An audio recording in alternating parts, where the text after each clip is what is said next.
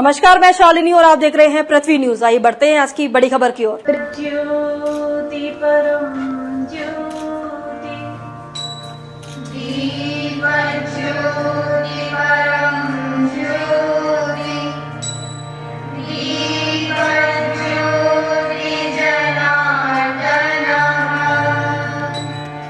दीपो हरतु मे पापम्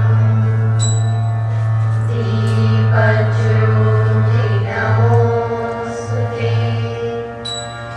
शुभं करोतु कल्याणम् आरोग्यं सुखसम्पदः द्वेषबुद्धिविनाशाय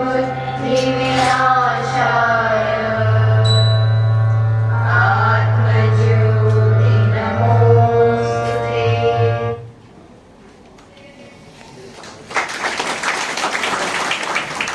शुभम कुरुतु कल्याणम आरोग्यम सुख संपदा। सही माने में आरोग्य जो है सबसे बड़ा सुख संपदा है और इसी आरोग्य को पूरा करने के लिए जो जिम्मेदारी हम लोगों ने अपने आई है स्वास्थ्य पदाधिकारी या स्वास्थ्य कर्मचारी के रूप में, उसके निर्वहन में कहीं कोई कमी नहीं हो, इसीलिए समय समय पर हम सभी अपने ज्ञान के अपवर्धन के लिए इस तरह के वर्कशॉप करते रहते हैं। मैं माननीय जिला पदाधिकारी महोदय का ध्यान इस ओर आकृष्ट करते हुए कहना चाहूँगा कि फाइलेरिया एक गंभीर बीमारी आज के दिन में भी है, जबकि यह बीमारी बहुत पुरानी है। 600 BC चरक सुश्रुत संहिता में इस बीमारी का जिक्र है। मानव वक्र निदान में 800 BC में भी है। तो इस तरह से जाने तो यह बीमारी बहुत पहले से है और भारत में इसकी जानकारी पहले से है, और इसको ऐसा नहीं है कि हमारे पूर्वजों ने गंभीरता से नहीं लिया। आज़ादी के बाद 1955 में नेशनल फाइलेरिया कंट्रोल प्रोग्राम की स्थापना हुई, लेकिन कतिपय कुछ कमी और कुछ अग्रतर ज्ञान के अभाव में यह प्रोग्राम उतना विस्तृत रूप नहीं ले पाया था। अगर फाइलेरिया उन्मूलन की दिशा में देखें सर, तो मुख्य कार्यक्रम 2004 से चलाए जा रहे हैं, जब डाइथाइल कार्बामाजिन का शुभारंभ हुआ। और खुशी की बात यह है सर कि डाइथाइल कार्बामाजिन का आविष्कार हमारे हिंदुस्तान में ही हुआ। डॉक्टर येलप्पा प्रगट्टा सुब्बाराव ने इस दवा का इजाद किया, और आज के दिन में भी टीसी का सप्लाई पूरे विश्व में हिंदुस्तान है। ये हमारे लिए गर्व की बात है, लेकिन वही हमारे लिए थोड़ी शर्म की बात भी है कि आज के दिन में भारत में सबसे ज्यादा केस जो है फाइलेरिया के हैं। तो ये हमारे लिए एक गंभीर चुनौती है, जिसको सरकार ने अगले कुछ वर्षों में बहुत गंभीरता से लिया है और कार्यक्रम में तीव्रता आई है। उसके फलस्वरूप जो है सभी प्रांतों में इसको पूरे गंभीरता से चलाया जा रहा है। खास करके 5 प्रांत जो इससे अति ग्रसित हैं, बिहार, उत्तर प्रदेश, उड़ीसा और पश्चिम बंगाल, ये जो है 67% सर केवल एक ही 5 प्रांतों में है, और रेस्ट पूरे इंडिया का 33% कंट्रीब्यूशन है। तो इस तरह से अगर बिहार को देखें सर, तो बिहार में 38 के 38 जिले इंडेमिक हैं, और खास करके उत्तरी बिहार के जो कि बाढ़ग्रस्त इलाके हैं, नमी युक्त इलाके हैं, वे अति प्रभावित जिलों में से एक हैं, और उसी में से संयोग से हमारा सीतामढ़ी जिला भी है। तो हम लोगों ने सर इसको कार्यक्रम को गंभीरता से लिया और इसको एक नया रूप दिया, और पहली बार माइक्रो प्लान बेस्ड जो पायलट किया हम लोगों ने सीतामढ़ी में किया, और जिसे विश्व की जो संस्था है global alliance for elimination of lymphatic filariasis, उस मीटिंग में भारत का प्रतिनिधित्व करते हुए मेरे द्वारा ही इसे वहाँ प्रस्तुत किया गया था। और ये आज हम लोग के लिए गर्व की बात है कि उसी माइक्रो प्लान के आधार पर पूरे भारत में यह कार्यक्रम चलाया जा रहा है। तो हम लोग सीतामढ़ी अग्रणी रहे हैं उसमें, और उसके बाद सर MDA चलाया जा रहा है लगातार।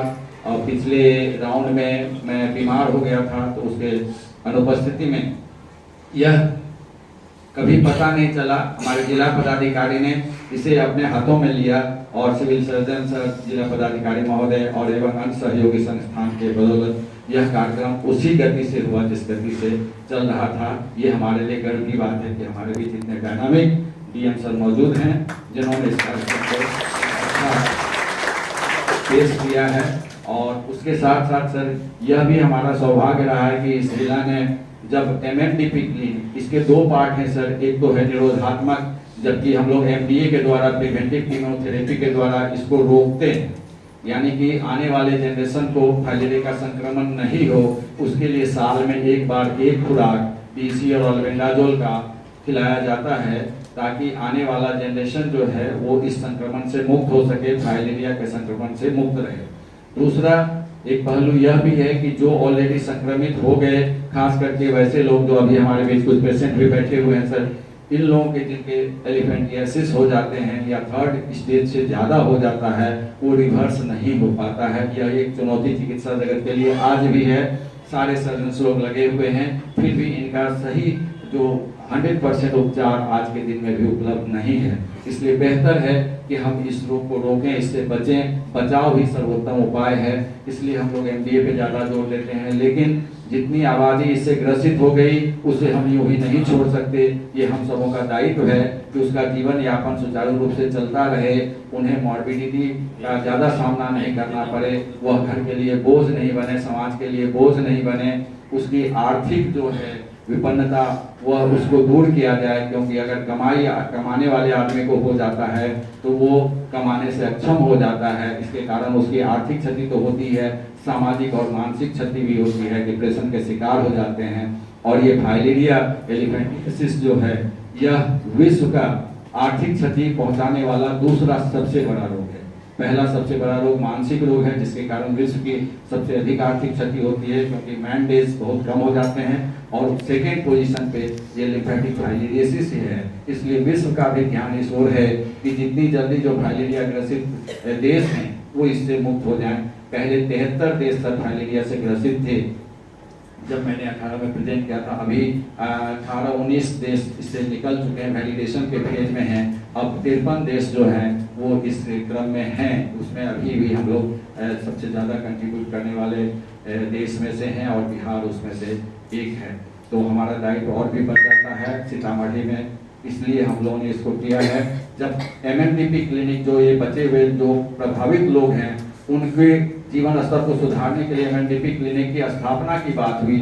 LFP मीट हुआ था, वहाँ मैं प्रतिनिधित्व किया था राज्य का, और वहाँ जब ये बात आई कि MMDP क्लिनिक खोला जाए हर जगह में, तत्कालीन जिला पदाधिकारी डॉक्टर मनीष सर थे, तो मनीष सर के नेतृत्व में जैसे ही उन्होंने बताया उन्हें ये बात पसंद आई और तुरंत हम लोग निर्णय लेकर के जून में आए थे और अगस्त में 16 अगस्त को पहला क्लिनिक सर उसी में खोला गया।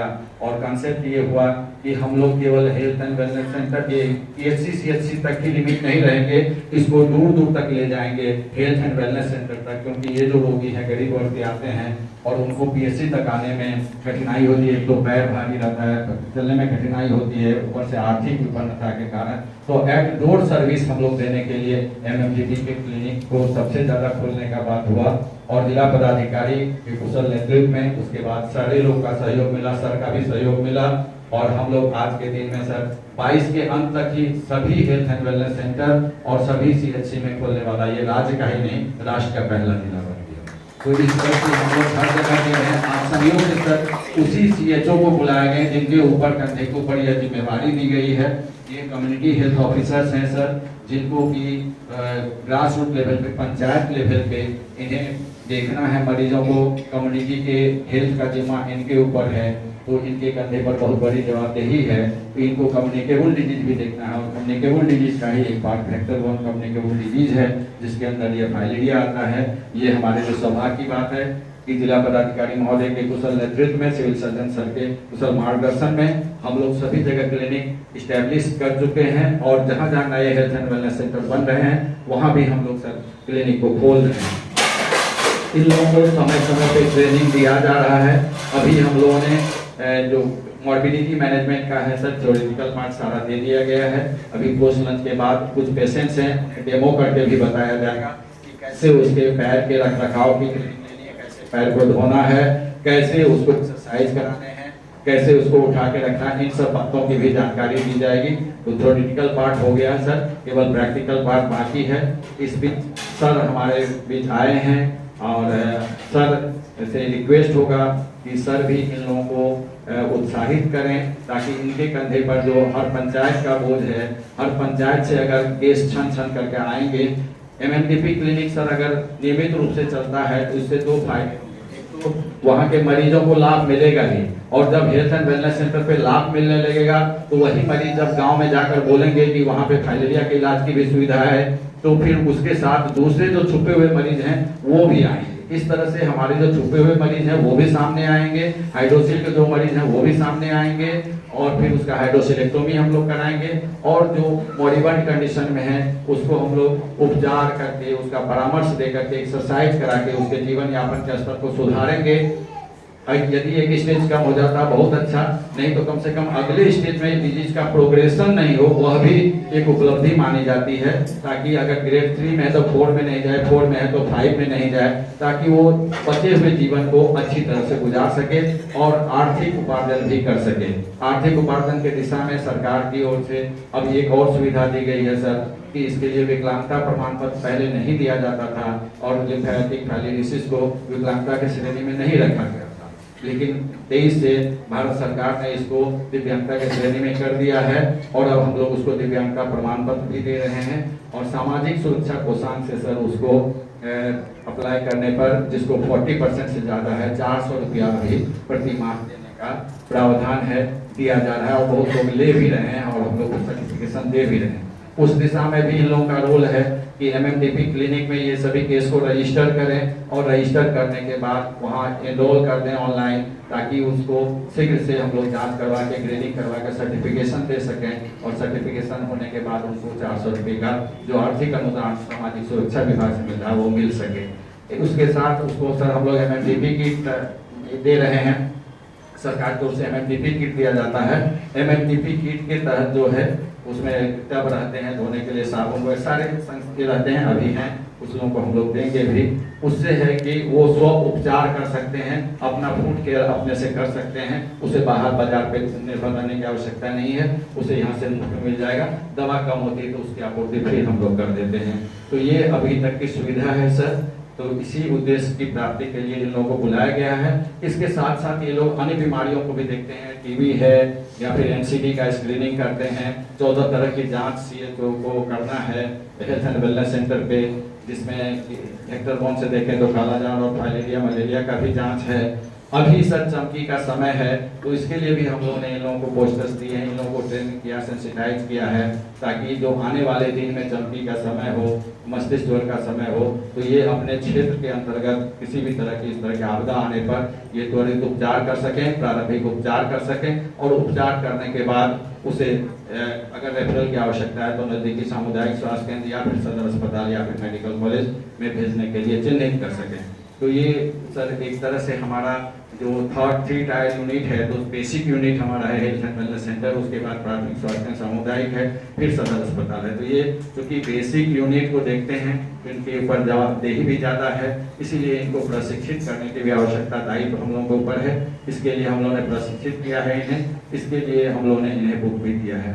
तो हम सर इससे पहले कि आगे का कार्यक्रम करें सर, एक बार हम चाहेंगे सर को सम्मानित करने के लिए हम बुके दे करके। पृथ्वी न्यूज, अगर आप में है देश के लिए कुछ कर गुजरने का जज्बा, अगर आप रखते हैं सच कहने की हिम्मत, तो पृथ्वी न्यूज आपको दे रहा है एक सुनहरा अवसर, जहां आप पत्रकार बनकर समाज में हो रही बुराइयों के खिलाफ अपनी आवाज बुलंद कर सकते हैं, अपने देश प्रेम को देश की सेवा का रूप दे सकते हैं। तो उसके लिए जुड़िए पृथ्वी न्यूज चैनल के साथ।